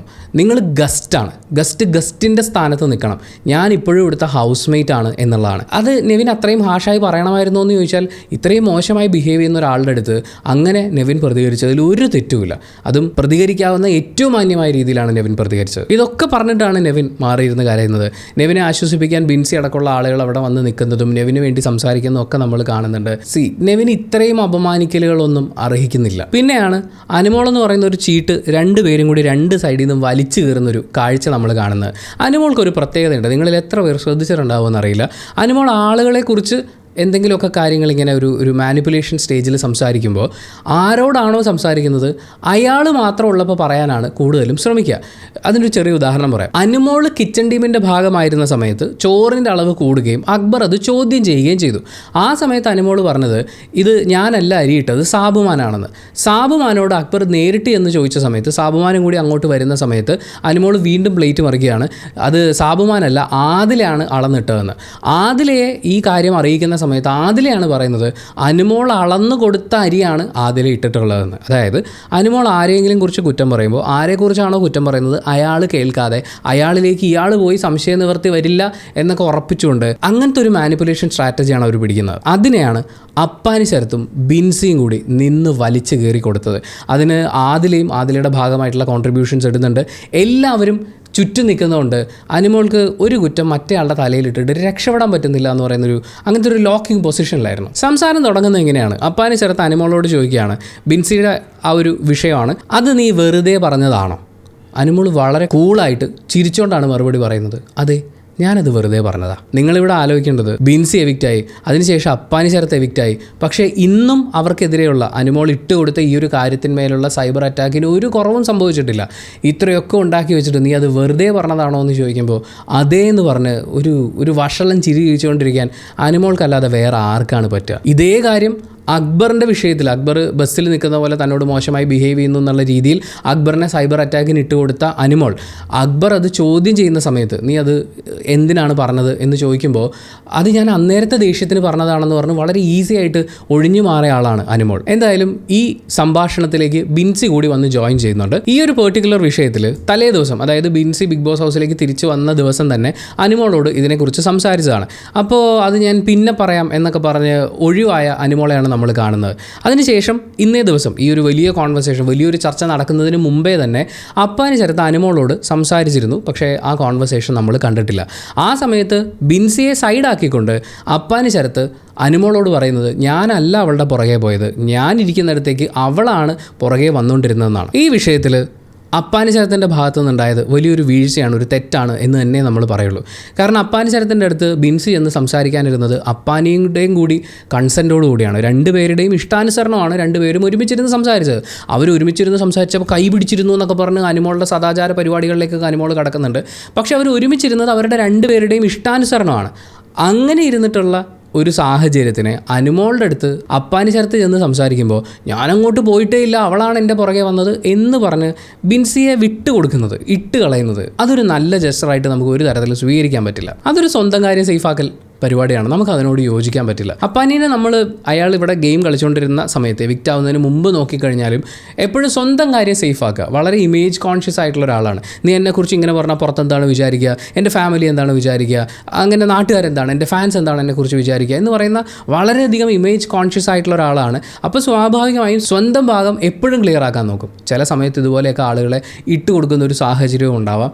അത് ഈ കേസിൽ തീർച്ചയായും ഒഴിവാക്കപ്പെടേണ്ടതായിരുന്നു. ഒരുപക്ഷെ അപ്പാനിയെ കൂടുതൽ ഇതിൻ്റെ പേരിലുള്ള അറ്റാക്ക് അനുഭവിക്കുന്നത് ബിൻസിയാണ്. എന്തായാലും എല്ലാവരും കൂടിയിരിക്കുന്ന ആ കോൺവെർസേഷനിലേക്ക് വരുന്ന സമയത്ത് അപ്പാനിയെയും ബിൻസിയെയും സഹായിക്കാൻ വേണ്ടിയിട്ടാണ് അവരുടെ ആ ഒരുമിച്ചുള്ള ഇരിപ്പ് ശരിയല്ലെന്ന് പറയുന്ന ഒരു തോന്നലുണ്ടായതിനെക്കുറിച്ച് ഞാൻ സംസാരിച്ചത് എന്ന് അനുമോൾ സ്ഥാപിക്കാൻ ശ്രമിക്കുന്നുണ്ട്. അവർ ഒരുമിച്ചിരിക്കുമ്പോൾ ഇങ്ങനെ കൈയൊക്കെ പിടിച്ചാണ് ഇങ്ങനെ ഇരിക്കുകയാണെന്ന് പറയുമ്പോൾ സരിക ചോദിക്കുന്നൊരു ചോദ്യമുണ്ട്. അവരിവിടെ ഉണ്ടായിരുന്ന സമയത്ത് നീ അതിനെക്കുറിച്ച് സംസാരിച്ചതും ചോദ്യം ചെയ്തതും ഓക്കെ, പക്ഷേ അവൾ ഇവിടെ നിന്ന് എവിക്റ്റായി പോയതിന് ശേഷം വീണ്ടും നീ എന്തിനാണ് ആ വിഷയം എടുത്തിട്ടതെന്നുള്ള. ആ സമയത്ത് അനുമോൾ പറയുന്ന മറുപടി ഞാൻ അപ്പാനി ശരത്തിൻ്റെ കാല് പിടിച്ച് മാപ്പ് പറഞ്ഞല്ലോ എന്നുള്ളതാണ്. ആ കാല് പിടുത്തത്തിന് ശേഷം അപ്പാനിക്ക് കാലിന് സ്വാധീനക്കുറവുണ്ടോ എന്ന് വരെ സംശയം തോന്നിയെന്ന് പിന്നീട് നമ്മൾ പറയുന്നത് കേട്ടതുമാണ്. പക്ഷെ ബിൻസി അവിടെ ചോദിക്കുന്ന ചോദ്യം വളരെ വാലിഡാണ്. നീ അപ്പാനിയുടെ കാല് പിടിച്ച് മാപ്പ് പറഞ്ഞിട്ടുണ്ടാവും, പക്ഷെ ഞാൻ പുറത്താണ്, ഞാനവിടെ അനുഭവിച്ചുകൊണ്ടിരിക്കുകയാണ്. അപ്പോൾ എൻ്റെ കാര്യം എന്താ, എനിക്ക് വിലയില്ലേ എന്ന് പറയുന്ന വളരെ പ്രധാനപ്പെട്ടൊരു ചോദ്യമാണ് ബിൻസി ചോദിക്കുന്നത്. അതായത് നിങ്ങൾക്കിവിടെ കണ്ടൻറ് ഇല്ലാതെ വരുമ്പോൾ ഔട്ടായി പോകുന്ന എന്നെ കണ്ടൻ്റ് ആക്കിയാണ് നിങ്ങൾ കുറേ നാൾ മുന്നോട്ട് പോയത് എന്ന് പറഞ്ഞ് ഷാനവാസിനെയും കൂടി ബിൻസി ഈ വിഷയത്തിലേക്ക് കൊണ്ടുവരുന്നുണ്ട്. ഷാനവാസ് ഒരു അക്ഷരം മിണ്ടിയിട്ടില്ല. മിണ്ടി അടി കിട്ടും എന്നുള്ള കാര്യം ഷാനവാസ്കയ്ക്ക് നല്ലോണം അറിയാം. ആ പ്രദേശത്തൊന്നും ഷാനവാസ്ക മിണ്ടുന്നില്ല. പിന്നീടും പലരും ചോദിക്കുന്നുണ്ട് ഷാനവാസ്ക ഒന്നും മിണ്ടിയില്ലല്ലോ എന്ന്. ഷാനവാസ്കയ്ക്ക് ഒറ്റയ്ക്ക് മുട്ടുന്നത് ശീലമില്ല എന്നുള്ളത് അത് ഒന്നാമത്തെ കാര്യം. 2, അപ്പാനി ശരത്തിനെ പണ്ട് ബിൻസിയുടെ കാര്യം പറഞ്ഞ് പേടിപ്പിച്ച് നിർത്തുമ്പോൾ അന്ന് അപ്പാനിക്കൊരു ഉറപ്പില്ല. തൻ്റെ ഫാമിലിയെ ഇത് ബാധിക്കുമോ, അവരിത് ഏത് രീതിയിലാണ് ബാധിക്കുക, ഓൾറെഡി ഇമേജ് കോൺഷ്യസ് ആയിട്ടുള്ള ഒരാളാണ്, അങ്ങനെ അപ്പാനിയെ പേടിപ്പിച്ച് നിർത്താമായിരുന്നു. പക്ഷേ ഇന്ന് അങ്ങനെയല്ല. ബിൻസി ആണെങ്കിലും അപ്പാനിശ്രത്താണെങ്കിലും തിരിച്ചിറങ്ങി അവരുടെ കുടുംബങ്ങളിലേക്ക് പോയി അവിടെ നിന്ന് എത്രത്തോളം സപ്പോർട്ടും സ്നേഹവും കിട്ടുന്നു എന്ന് തിരിച്ചറിഞ്ഞിട്ടുള്ള ആളാണ്. എനിക്ക് തോന്നുന്നത് അപ്പാനിശ്രത്ത് വീട്ടിൽ നിന്ന് ഇറങ്ങുമ്പോൾ ചിലപ്പോൾ വൈഫ് പറഞ്ഞിട്ടുണ്ടാകും, അണ്ണാ നിങ്ങൾ പോയി പൊളിച്ചിട്ട് വാ, ഞാനിവിടെ നല്ല മീൻകറിയും കപ്പ പുഴുങ്ങിയൊക്കെ ഉണ്ടാക്കി വെക്കാം, നമുക്ക് നന്നായിട്ടിരുന്ന് ഭക്ഷണം കഴിക്കാം എന്ന് പറഞ്ഞൊരു തംസപ്പ് കൊടുത്ത് വിട്ടു എന്നുള്ളതാണ്. ആ ഒരു എനർജി അപ്പാനിശ്രത്തിൽ കാണാനുണ്ടായിരുന്നു. അങ്ങനെ കുടുംബത്തിൻ്റെ സപ്പോർട്ട് എന്താണ് എന്ന് മനസ്സിലാക്കി വന്നവരുടെ അടുത്ത് മുട്ടി നിൽക്കാൻ പറ്റില്ല എന്നും ഒരു പട്ടിക്കുഞ്ഞിൻ്റെ പോലും സപ്പോർട്ട് കിട്ടില്ല എന്നും മനസ്സിലാക്കിയിട്ടുള്ള ഷാനവാസിക്ക അവിടെ സൈലൻ്റ് ആവുകയാണ്. അനുമോളും ഏതാണ്ട് ആ ലൈനൊക്കെ തന്നെയാണ് പിടിക്കുന്നത്. അങ്ങോട്ടും ഇങ്ങോട്ടും 1-2 ന്യായീകരണങ്ങൾ പറയുന്നുണ്ടെങ്കിലും അനുമോൾക്ക് പിടിച്ചു നിൽക്കാൻ പറ്റുന്നില്ല. എന്നിട്ടും അനുമോൾ പറയുന്നത് നിൻ്റെ ഭാവി കുടുംബം അങ്ങനെ ഇരിക്കുക, ഇത് ഫാമിലിയൊക്കെ കാണുന്ന ഷോസ് അല്ലേ, അവനൊരു ഫാമിലി ഇല്ലേ എന്നൊക്കെ പറഞ്ഞിട്ട് ആ കുലസ്ത്രീ സദാചാര എലമെൻറ്റിനെ ഫുൾ ചാരവും കളഞ്ഞ് എടുത്ത് മുന്നിലേക്ക് വെക്കാൻ അനുമോൾ ശ്രമിക്കുന്നുണ്ട്. നീ കുലസ്ത്രീ കളിക്കല്ലേ അനുമോളെ എന്നാണ് ബിൻസി പറയുന്നത്. ഒന്ന് ആലോചിച്ച് നോക്കിയേ, അപ്പാനിശ്രത്തും ബിൻസിയും അവർ രണ്ടുപേരും പ്രായപൂർത്തിയായിട്ടുള്ള ഇൻഡിവിജ്വൽസാണ്. രണ്ടുപേർക്കും അവരവരുടെ ഫാമിലിയെക്കുറിച്ച് കൃത്യമായ ധാരണയുണ്ട്. അപ്പാനിശ്രത്തിന് ഭാര്യയും കുഞ്ഞുങ്ങളും ഒക്കെ ഉണ്ട് എന്നറിയാവുന്ന ആൾ തന്നെയാണ് ബിൻസി. അവർ രണ്ടുപേരും കംഫർട്ടബിൾ ആയിരുന്ന സമയത്ത് കാര്യങ്ങൾ സംസാരിക്കുമ്പോൾ അവർ കൈകോർത്ത് പിടിച്ചിരുന്ന് സംസാരിച്ചു. ആ വിഷയത്തിനെയാണ് അനുമോൾ സദാചാര കണ്ണോടുകൂടി മറ്റൊരു അർത്ഥത്തിൽ നോക്കി കാണാൻ ശ്രമിച്ചത്. ഇത് തന്നെയാണ് പുതപ്പിൻ്റെ കേസിലും സംഭവിച്ചത്. പക്ഷേ ആ രീതിയിൽ അനുമോൾ ഇതിനെക്കുറിച്ച് സംസാരിച്ച് തുടങ്ങുന്ന സമയത്ത് ആദില വന്നൊരു ആറ്റം ബോംബ് ഇടുകയാണ്. ശരിക്കും അനുമോൾ അത് എക്സ്പെക്റ്റ് ചെയ്തിട്ടേ ഉണ്ടായിരുന്നില്ല. ആദില പറഞ്ഞത്, നീ അവിടെ, അതായത് ബിൻസി അവിടെ വൈറ്റ് ഡ്രസ്സ് ഇട്ട് അപ്പാനിയുടെ അടുത്തിരുന്നപ്പോൾ ക്ലീവേജ് കാണിച്ചിരുന്നു എന്ന് പറഞ്ഞവളാണവൾ. അതിൽ നിന്നാണ് തുടക്കം. അതായത് അനുമോള് ബിൻസി അനീഷിനോട് സംസാരിച്ചിരിക്കുമ്പോൾ ക്ലീവേജ് കാണിച്ചിരിക്കുന്നു എന്ന് പറയുന്ന ഒരു പ്രയോഗം നടത്തി എന്നുള്ളതാണ്. ഇവിടെ നമ്മൾ സ്ത്രീവിരുദ്ധൻ എന്നൊക്കെ പറഞ്ഞിട്ട് ബിഗ് ബോസ് ഹൗസിലേക്ക് കടത്തിവിട്ടതായിട്ട് കാണുന്നത് അനീഷിനെയാണ്. അനീഷ് ഒരിക്കലും ഇമാതിരി വർത്താനം പറയില്ല. ഒരുപക്ഷെ ഒരു 10 ജന്മം എടുത്താലും അനീഷ് ഇത്രയും വൃത്തിയായിട്ട വർത്താനം പറയില്ല.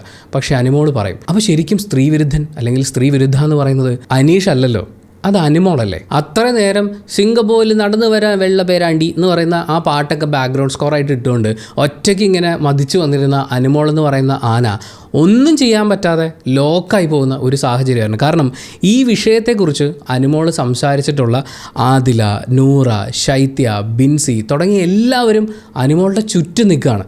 ഇവിടെ നുണ പറഞ്ഞ് രക്ഷപ്പെടാനുള്ളൊരു സ്പേസ് ഇല്ല. പുതിയൊരു കള്ളത്തരം ഉണ്ടാക്കി പറഞ്ഞാൽ അത് ഏശാനും പോകുന്നില്ല. ഈ കോൺവെർസേഷനൊക്കെ കാണുന്ന സമയത്തും അനുമോളോട് ചോദിക്കാൻ തോന്നിയത്, നിങ്ങൾ ആരാണെന്നാണ് നിങ്ങളുടെ വിചാരം? നിങ്ങൾ എന്തിനാണ് ആളുകളെയൊക്കെ ഇങ്ങനെ പഠിപ്പിക്കാൻ വേണ്ടി നടക്കുന്നത്?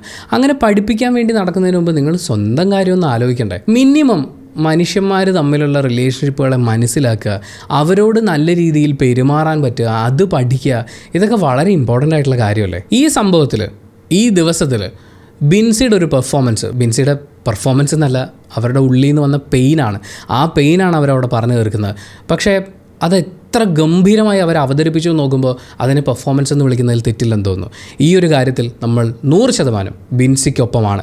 അവരനുഭവിച്ചിട്ടുള്ളൊരു പെയിൻ, അവരുടെ തിരിച്ചറിവുകൾ, അതൊക്കെ അവർ എത്ര മനോഹരമായിട്ടാണ്. അതായത് ഓപ്പോസിറ്റ് നിൽക്കുന്ന ആളെ ഫിസിക്കലി അഗ്രസീവായി ഒന്നും ബിഹേവ് ചെയ്യാതെ തന്നെ തനിക്ക് പറയാനും ചോദിക്കാനുള്ളത് മുഴുവൻ ബിൻസി അവിടെ ചോദിക്കുകയാണ്. ബിൻസി ഇപ്പോൾ ഫൈനലിലുണ്ടായിരുന്നെങ്കിൽ, ബിൻസിക്ക് കപ്പ് കിട്ടിയിരുന്നെങ്കിൽ എന്ന് പോലും നമുക്ക് ആഗ്രഹം തോന്നിപ്പോകുന്ന അത്രയും ഗംഭീരമായിട്ട് ഒന്ന് ആലോചിച്ച് നോക്കിയേ. തനിക്ക് എല്ലാം അറിയാം, എന്ത് മാനിപ്പുലേറ്റ് ചെയ്യാൻ പറ്റും, ഞാൻ എല്ലാം തികഞ്ഞവളാണ് എന്നൊക്കെ ചിന്തിച്ചിരിക്കുന്ന അനുമോള് ബിൻസി എന്ന് പറയുന്ന ഒരു ഒറ്റ ആൾ തിരിച്ചു നിന്ന് ഡയലോഗ് പറഞ്ഞപ്പോൾ ഒന്നും മിണ്ടാനില്ലാതെ ഒരു പ്രയോഗം ഉണ്ടല്ലോ, അണ്ണാക്കിൽ പിരിവെട്ടി, ഏതാണ്ട് ആ ഒരു അവസ്ഥയിലാണ് അനുമോൾ അവിടെ ഇരുന്ന് പോയത്.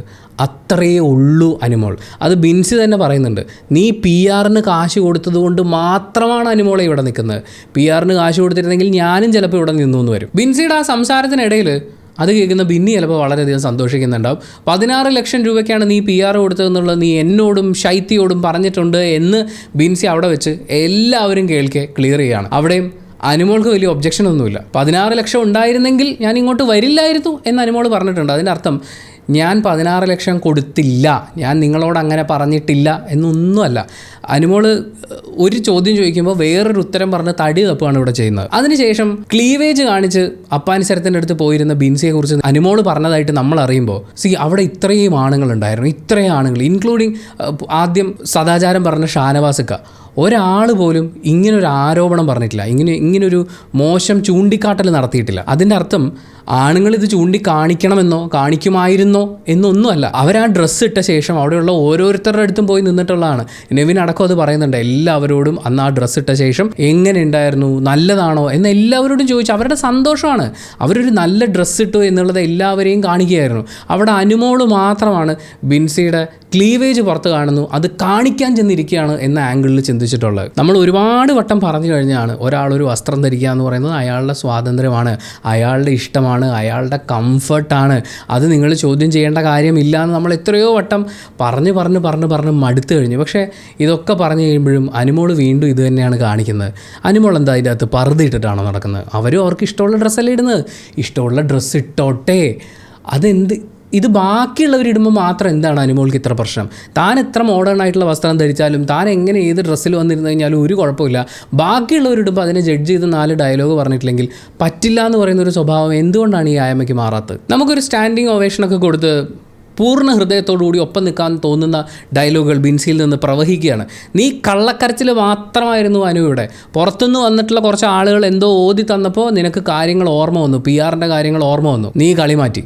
നീ മികച്ച ആളായതുകൊണ്ടല്ല ഇവിടെ നിൽക്കുന്നത്, പൈസ എണ്ണിക്കൊടുത്തതുകൊണ്ട് മാത്രമാണ് ഇവിടെ നിൽക്കുന്നത്. ഞാനിവിടെ ഉണ്ടായിരുന്നെങ്കിൽ നിന്നെയും ഷാനവാസിനെയും ഒക്കെ 2 പൊട്ടിച്ചിട്ടേ ഇവിടുന്ന് പോകുള്ളായിരുന്നു എന്ന് കൂടി ബിൻസി പറയുന്നുണ്ട്. അപ്പാനിയും ബിൻസിയൊക്കെ കൈകോർത്തിരുന്നപ്പോൾ ഇതൊരു ഷോ ആണ് എന്നൊക്കെ അനുമോള് പറഞ്ഞു തുടങ്ങുമ്പോഴേക്കും ബിൻസി ചോദിക്കുന്ന പത്തരമാറ്റൊരു ചോദ്യമുണ്ടായി. അപ്പോൾ അനു എന്താണ് ഇവിടെ കാണിച്ചത്? അനീഷിനെ കണ്ണും കലാശവും ഒക്കെ കാണിച്ച് ഇച്ചായ എന്നൊക്കെ വിളിച്ച് നീ ഇവിടെ എന്താ ചെയ്തുകൊണ്ടിരിക്കുന്നത്, ഇതൊക്കെ ഞങ്ങൾ കണ്ടുകൊണ്ടിരിക്കുകയാണ് എന്നുള്ളതാണ്. അപ്പോൾ അനുമോളുടെ മറുപടി അത് ഞാനൊരു തമാശയ്ക്ക്, നീ ചെയ്യുന്നതൊക്കെ തമാശ, നമ്മൾ ചെയ്യുന്നതൊക്കെ വേറെ അർത്ഥത്തിൽ വായിക്കാമെന്ന് പറഞ്ഞിട്ട് ബിൻസി ചോദിക്കേണ്ട എല്ലാ ചോദ്യങ്ങളും വളരെ കൃത്യമായിട്ടുള്ള പ്ലേസ്മെൻറ്റിൽ ഇട്ട് കൊടുത്ത് അനുമോള് ഇങ്ങനെ വിലങ്ങൊക്കെ വെച്ച് പിടിക്കപ്പെടുകയാണ് ഗൈസ്. എന്നെ തുറങ്കിലേറ്റു എന്ന് പറയുന്ന ഒരു ഭാവത്തിലിരിക്കുക എന്നുള്ളത് അനുമോൾക്ക് വേറെ ഓപ്ഷൻ ഇല്ല. നീ ഇവിടെ അങ്ങേരുടെ പുറകെ നടന്ന് കൊഞ്ചി കുഴഞ്ഞിട്ടല്ലേ, കണ്ണും കലാശവും കാണിച്ചിട്ടല്ലേ അങ്ങേര് നിന്നെ പ്രപ്പോസ് ചെയ്തത് എന്ന ചോദ്യം ചോദിക്കുമ്പോൾ നമ്മൾ കഴിഞ്ഞ 2-3 ദിവസമായി അനാലിസിസ് വീഡിയോയിൽ പറഞ്ഞുകൊണ്ടിരിക്കുന്ന അതേ കാര്യം തന്നെ വളരെ ഗംഭീരമായിട്ട് ബിൻസി അവിടെ അവതരിപ്പിക്കുകയാണ്. എന്തുകൊണ്ട് അനീഷ് ഏട്ടൻ പ്രപ്പോസ് ചെയ്തു? വെറുതെ ഒരു പെൺകുട്ടി വന്ന് ചിരിച്ച് കാണിച്ച ഉടനെ പ്രപ്പോസ് ചെയ്യല്ല അനീഷ് അവിടെ ചെയ്തിട്ടുള്ളത്. അനീഷിൻ്റെ പുറകെ നടന്ന് ഫ്ലൈയിങ് കിസ്സുകളും അതുപോലെ തന്നെ ഈ ഹാർട്ടിൻ്റെ സിമ്പലും ഒക്കെ കാണിച്ച് സൈറ്റ് അടിച്ച് കാണിച്ച് ഇച്ചായ എന്നുള്ള വിളിയും കൊടുത്ത് ആ മനുഷ്യൻ്റെ ഹൃദയത്തിൽ മോഹത്തിൻ്റെ വിത്തുകളെല്ലാം വാരി വെതറിയിട്ടുകൊണ്ടിരിക്കുകയായിരുന്നു അനുമോൾ. ആ സമയത്ത് അനുമോൾക്ക് ഇത് കുടുംബ പ്രേക്ഷകർ കാണുന്ന ഷോയാണെന്നോ ഭാവിയെക്കുറിച്ചുള്ള ചിന്തയോ ഒന്നുമില്ല. കണ്ടന്റ് കിട്ടണം, മാക്സിമം ക്യൂട്ട്നെസ് വാരി വെതറണം. ചുരുക്കി പറഞ്ഞാൽ ഇത്രയേ ഉള്ളൂ. അനുമോൾ തോന്നിയ ഡ്രസ്സ് ഇടും, മോഡേണും ഇടും, നാടേണും ഇടും. പക്ഷേ എന്തിട്ട് കഴിഞ്ഞാലും അത് അനുമോളുടെ ചോയ്സാണ്. പക്ഷേ ബാക്കിയുള്ളവർ എന്തെങ്കിലും ഇട്ട് കഴിഞ്ഞാൽ അനുമോൾ അതിനെ ചോദ്യം ചെയ്യും, അതിനെ ക്രിട്ടിക്കലായി തന്നെ അനുമോൾ നോക്കി കാണും. എവിടെയൊക്കെ എന്തൊക്കെ കാണുന്നുണ്ട്, മുകളിൽ കാണാൻ പറ്റുമോ, താഴെ കാണാൻ പറ്റുമോ, ഇടയിൽ കാണാൻ പറ്റുമോ എന്നൊക്കെ അനുമോൾ തുറിച്ച് നോക്കും. അത് വെച്ചുകൊണ്ട് ഇത് പ്രേക്ഷകർ കാണുന്ന ഒരു ഷോ ആണ്, കുടുംബ പ്രേക്ഷകർ എന്നൊക്കെ പറയുന്ന പോലത്തെ ഡയലോഗ് എല്ലാം അടിക്കും. അതുപോലെ അനുമോൾ ആരുടെയും പുറകെ നടക്കും, ഏത് രീതിയിലുള്ള ആക്ഷനുകളും അവരെ നോക്കി കാണിക്കും. എന്ത് റിലേഷൻഷിപ്പിൻ്റെയും ഒരു ഫേക്ക് ഇമേജ് ക്രിയേറ്റ് ചെയ്യാനുള്ള ശ്രമങ്ങളും കൊടുക്കും. അത് തമാശ മാത്രമാണ്. പക്ഷേ വേറെ ആരെങ്കിലും ഒരുമിച്ചിരിക്കുകയോ കൈകോർത്ത് പിടിച്ചിരിക്കുകയോ കണ്ണടക്കുകയോ ആർട്ട് കാണിക്കുകയോ ചെയ്താൽ അതിലെന്തോ ഉണ്ട് എന്ന് അനുമോൾ അന്വേഷിച്ച് കണ്ടുപിടിച്ചിരിക്കും. അതെന്തായാലും ബിൻസി അതിഗംഭീരമായിട്ട് പൊളിച്ചടുക്കിയിട്ടുണ്ട്. ബിൻസി എവിക്റ്റായി പോകുന്ന സമയത്ത് ആലോചിച്ചിട്ടുണ്ടായിരുന്നു, ബിൻസി എവിക്റ്റായി പോയതുകൊണ്ട് ഹൗസിൽ വലിയ മാറ്റം വരുമോ, ഗെയിമിലൊക്കെ എന്ത് ചേഞ്ച് വരാനാണ് എന്നൊക്കെ. പക്ഷേ നമ്മൾ ബിൻസി ഔട്ടായി പോയ സമയത്ത് നമുക്കൊരു ചെറിയ നഷ്ടബോധം ഉണ്ടായിരുന്നു. നല്ലൊരു ഗെയിമറാണല്ലോ ഔട്ടാവുന്നതെന്ന്. അവരെത്ര ഗംഭീരമായിട്ട് ആളുകളെ ഡീൽ ചെയ്യാൻ അറിയാവുന്ന ഒരു ഗെയിമറാണ് എന്നുള്ളത് ഇന്ന് തെളിയിച്ചു. അനുമോളെ നിർത്തി വേർപ്പിച്ച് കളഞ്ഞു. One of the most satisfying episodes of Bigg Boss season 7 Malayalam എന്ന് പറയാവുന്ന അവസ്ഥയിലേക്ക് ബിൻസി അത് എത്തിച്ചിട്ടുണ്ട്. And Binsi deserves it. Binsi ചിലപ്പോൾ റബ്ബർ പാലെടുത്ത് കരഞ്ഞിട്ടുണ്ടാവില്ല, ചിലപ്പോൾ പർദ്ദയിട്ട് ബസ്സിൽ യാത്ര ചെയ്യുകയോ ലോറിക്ക് കൈ കാണിച്ച് കയറി പോവുകയോ ഒന്നും ചെയ്തിട്ടുണ്ടാവില്ല. പക്ഷേ തനിക്ക് നേരെ ഒരു അനീതി ഉണ്ടാകുമ്പോൾ, തന്നെക്കുറിച്ച് ഒരാളൊരു മോശം കാര്യം പറഞ്ഞു നടക്കുകയാണെങ്കിൽ ഒറ്റയ്ക്ക് നിന്ന് അത് ചോദ്യം ചെയ്യാനുള്ള കരുത്ത് ബിൻസിക്കുണ്ട്. അത് അനുമോളുടെ തന്നെ ഭാഷയിൽ പറയുകയാണെങ്കിൽ ബിൻസിയുടെ വീട്ടുകാർ അതിന് ബിൻസിയെ പ്രിപ്പയർ ചെയ്തിട്ടുണ്ട്. അത് നമുക്ക് കാണാനും പറ്റി. ഈ കോൺവെർസേഷൻ കഴിഞ്ഞിട്ട് പിന്നീട് ബിൻസിയും അനുമോളും മാത്രമായി സംസാരിക്കുന്നുണ്ട്. ആ സമയത്ത് അനുമോൾ ഫുള്ളി ഒരു മാനിപ്പുലേഷൻ മോഡിലേക്കൊക്കെ മാറുന്നുണ്ട്. അപ്പാന് ചേർത്ത് എന്നോട് അങ്ങനെ ഒറ്റയ്ക്ക് വന്ന് ഇങ്ങനെ പറഞ്ഞിട്ടുണ്ടായിരുന്നു എന്നൊക്കെ പറയുമ്പോൾ നീ എന്തുകൊണ്ട് അത് എല്ലാവരും ഇരിക്കുമ്പോൾ പറഞ്ഞില്ല എന്നൊരു ചോദ്യം ബിൻസി ചോദിക്കുന്നുണ്ട്. അതാണ് അവിടുത്തെ ഏറ്റവും പ്രധാനപ്പെട്ട പോയിന്റ്. എല്ലാവരും ഇരിക്കുമ്പോൾ അനുമോൾ ഈ കാര്യം പറഞ്ഞു കഴിഞ്ഞാൽ ആ സമയത്ത് അപ്പാനി ശരത്തിനെ കുറിച്ചാണ് പറയുന്നതെങ്കിൽ അപ്പാനി ശരത്ത് പറയും ഞാനിത് ഇങ്ങനെയാണ് പറഞ്ഞത്, ഇങ്ങനെയാണ് അവതരിപ്പിച്ചത്. അപ്പോൾ അനുമോൾ വീണ്ടും പിടിക്കപ്പെടും. പക്ഷേ ഇവരെല്ലാം പോയി കഴിയുമ്പോൾ ബിൻസിയെ ഒന്ന് മാനിപ്പുലേറ്റ് ചെയ്ത് തൻ്റെ വഴിക്ക് കൊണ്ടുവരാൻ വേണ്ടിയിട്ടുള്ള ശ്രമങ്ങൾ അനുമോൾ നടത്തുന്നുണ്ട്. അപ്പം എന്തുകൊണ്ട് എല്ലാവരും ഇരുന്നപ്പോൾ ഇത് ചോദിച്ചില്ല, പറഞ്ഞില്ല എന്നുള്ള ചോദ്യത്തിന് എല്ലാവരും കൂടി ഇരുന്നപ്പോൾ ഞാൻ അങ്ങനെ ആയിപ്പോയി, ഞാൻ സ്തബ്ധയായിപ്പോയി എന്നൊക്കെ പറയുന്നത് പോലെ നിന്നങ്ങ് ന്യായീകരിക്കുകയാണ് അനുമോൾ. എനിക്ക് എല്ലാത്തിനും തെളിവ് ബിഗ് ബോസ് മാത്രമേ ഉള്ളൂ, ശരത്താണ് ഇത് മാറ്റി പറഞ്ഞത്, ഞാൻ നിനക്കൊരു ദോഷം വരാതിരിക്കാൻ വേണ്ടിയിട്ടാണ് ഈ ചെയ്തത് പറഞ്ഞത് എന്നൊക്കെ പറഞ്ഞ് അനുമോൾ അവിടെ ന്യായീകരിച്ച് മെഴുകുന്ന കാഴ്ചയാണ് നമ്മൾ കാണുന്നത്. അനുമോൾ കുറച്ച് മുമ്പ് അപ്പാനി ശരത്തിനോട് പറഞ്ഞത് ബിൻസിയിൽ നിന്ന് നിന്നെ രക്ഷിക്കാൻ എന്നുള്ള രീതിയിലായിരുന്നു. പക്ഷേ ബിൻസി മാത്രമുള്ളപ്പോൾ പറയുന്നത് അപ്പാനി ശരത്തിൽ നിന്ന് നിന്നെ രക്ഷിക്കാൻ വേണ്ടിയിട്ടുള്ള ഒരു സ്ട്രാറ്റജി ആയിരുന്നു അതെന്നുള്ള രീതിയിലാണ്. എന്തായാലും എനിക്ക് എല്ലാത്തിനും തെളിവ് ബിഗ് ബോസ് മാത്രമേ ഉള്ളൂ എന്നൊക്കെ അനുമോൾ നിന്നങ്ങ് ന്യായീകരിച്ച് മെഴുകുകയാണ്. പക്ഷേ ബിൻസി മാത്രമുള്ളപ്പോൾ പറഞ്ഞതിൽ നിന്ന് വളരെ വ്യത്യസ്തമായിട്ടാണ് എല്ലാവരും കൂടി ഇരിക്കുമ്പോൾ അനുമോൾ സംസാരിച്ചത്. എല്ലാവരും ഇരിക്കുമ്പോൾ അപ്പാനി ശരത്തിനെ ഞാൻ കുറ്റം പറയില്ല, ബിൻസിയുടെ ഭാഗത്താണ് മിസ്റ്റേക്ക് ഉള്ളതെന്ന് പറഞ്ഞാൽ അതേ അനുമോൾ അപ്പാനി ശരത്തും ബാക്കി എല്ലാവരും എണീറ്റ് പോയതിന് ശേഷം അപ്പാനിയുടെ ഭാഗത്താണ് മിസ്റ്റേക്ക് എന്ന് പറയുന്നുണ്ട്. ബിൻസി അത് വെള്ളം തൊടാതെ വിഴുങ്ങുന്നില്ല. ഈ അനുമോൾ പറയുന്ന കാര്യങ്ങൾ കേൾക്കുന്നവർ എന്താണോ ചെയ്യേണ്ടത് അതിനുള്ളൊരു മാതൃകയായി തന്നെ ബിൻസി അനുമോൾ അപ്പാനിയെക്കുറിച്ച് പറഞ്ഞതുകൊണ്ട് അപ്പാനിയോട് തന്നെ ഈ കാര്യങ്ങൾ ചെന്ന് ക്ലാരിഫൈ ചെയ്യാണ്. എന്തായാലും അവിടെ വീണ്ടും ഈ ടോക്ക് ഇങ്ങനെ കാട് കയറി പോകുന്ന സമയത്ത് അക്ബർ വിളിച്ച് പറയുന്നുണ്ട് ബോറാണ്, മതി എന്ന്. അതോടുകൂടി ബിഗ് ബോസും ആ എപ്പിസോഡ് മതിയാക്കിയിട്ടുണ്ടായിരുന്നു. പക്ഷേ ലൈക്ക് ഐ സൈഡ് നമ്മൾ ഇതുവരെ കണ്ടിട്ടുള്ള ബിഗ് ബോസ് സീസൺ 7 മലയാള എപ്പിസോഡുകളിലെ one of the most satisfying എപ്പിസോഡായിരുന്നു. ഇവിടെ താരമാകുന്നത് ബിൻസിയാണ്. അനുമോളുടെ ഇതുവരെ ഉണ്ടായിരുന്ന സകലമാന പരിപാടികൾ PR-നെ കുറിച്ച് ഞാൻ പൈസ കൊടുത്തിട്ടില്ല എന്ന് പറഞ്ഞത് പൈസ കൊടുത്തിട്ടുണ്ട് എന്ന് പറഞ്ഞു എന്ന് ദൃക്സാക്ഷികളായിട്ടുള്ള, അതായത് ഞങ്ങളോട് പറഞ്ഞു എന്ന് ബിൻസി അടക്കമുള്ള ആളുകൾ പറയുന്നു. ബിൻസിയെക്കുറിച്ചും അപ്പാനി ശരത്തിനെക്കുറിച്ചും പറഞ്ഞിട്ടുള്ള കാര്യങ്ങൾ അവിടെ ചോദ്യം ചെയ്യപ്പെടുന്നു. ആ ഒരു ഒറ്റ ചോദ്യം ചെയ്യലിൻ്റെ പുറത്ത് ഇതുവരെ അനുമോൾ പറഞ്ഞിട്ടുള്ള പല വൃത്തികേടുകളും, നമ്മൾ ഈ 1 hour എപ്പിസോഡുകളിലൊന്നും കണ്ടിട്ടില്ലാത്ത പല വൃത്തികേടുകളും പുറത്ത് വരികയാണ്. മൈക്ക് മാറ്റിയിട്ടിട്ടാണ് ആദിലയോട് ഇവളുടെ ഡ്രസ്സിങ്ങിൻ്റെ കാര്യത്തെക്കുറിച്ച്, ബിൻസിയുടെ ഡ്രസ്സിങ്ങിൻ്റെ കാര്യത്തെക്കുറിച്ച് അനുമോൾ വളരെ മോശമായി സംസാരിച്ചത് ആദില അത് ഉറക്കെ പറയുന്നുണ്ട്. അപ്പോഴൊന്നും അനുമോൾ അത് എതിർക്കുന്നില്ല. അനുമോളെ നുണച്ചിപ്പാറു എന്നാണ് ആദിൽ അവിടെ അഭിസംബോധന ചെയ്യുന്നത്. അങ്ങനെ അനുമോൾ ഇതുവരെ കാണിച്ചു കൂട്ടിയിട്ടുള്ള പല വൃത്തികേടുകളും പുറത്തു കൊണ്ടുവരാൻ ബിൻസിയുടെ ഒരൊറ്റ പെർഫോമൻസ് കൊണ്ട് പറ്റി. പക്ഷേ ഈ നുണച്ചിപ്പാറു എന്നുള്ള വിളിയൊന്നും കേട്ടിട്ട് അനുമോൾ കരയുന്നത് കണ്ടില്ല. മറ്റേ ചപ്പാത്തി കള്ളി എന്നൊക്കെ വിളിച്ചപ്പോൾ ഇങ്ങനെ കരഞ്ഞ് മുടിയെല്ലാം പിടിച്ച് വലിച്ച് പറിച്ച് അങ്ങനെ ഒരു അവസ്ഥയിലൊക്കെ നിൽക്കുന്നുണ്ടായിരുന്നു. പക്ഷേ നുണച്ചിപ്പാറു എന്നുള്ള വിളി അത്ര കുഴപ്പമില്ലാതെയാണ് അനുമോൾ സ്വീകരിച്ചത്. പിന്നെ നുണച്ചിയെന്നല്ലാതെ വേറെ എന്താ വിളിക്കാൻ പറ്റുക അനുമോളും ആലോചിച്ചിട്ടുണ്ടാവും. അല്ലാതെ ഇപ്പോൾ നമുക്കിതിലെന്താ പറയാൻ പറ്റുക. എന്തായാലും ഇപ്പോൾ അനുമോളുടെ ചീട്ട് അത്യാവശ്യം കീറി പറിച്ചൊരു ലെവലിലാക്കി ബിൻസി വെച്ചിട്ടുണ്ട്. ഇനി വരാനുള്ള ബാക്കിയുള്ളവരും അനുമോളുടെ ചീട്ടെല്ലാം വലിച്ചു കീറാൻ പ്രാപ്തിയുള്ള, അതിന് അവരുടേതായിട്ടുള്ള കാര്യകാരണങ്ങളുള്ള, വ്യക്തമായ ന്യായമുള്ള, ഈ കാര്യം പുറത്തിറങ്ങി ക്രോസ് ചെക്ക് ചെയ്യുകയും മനസ്സിലാക്കുകയും ചെയ്തിട്ടുള്ള കുറച്ച് ആളുകളും കൂടിയാണ്. അവരും കൂടി വന്നു കഴിയുമ്പോഴേക്കും ഈ ബിഗ് ബോസ് ഹൗസ് ഒരു പൂങ്കാവനമായിട്ട് മാറും എന്നാണ് വിചാരിക്കുന്നത്. പുതിയ ഗെയിമും സ്ട്രാറ്റജിയൊന്നുമല്ല, പഴയ കാര്യങ്ങളൊക്കെ പറഞ്ഞുകൊണ്ടുള്ള വഴക്കുകൾ നമ്മൾ അവിടെ ഇവിടെയും കേൾക്കുമ്പോഴും ചില കാര്യങ്ങളൊക്കെ തുറന്ന് കാട്ടപ്പെടണം.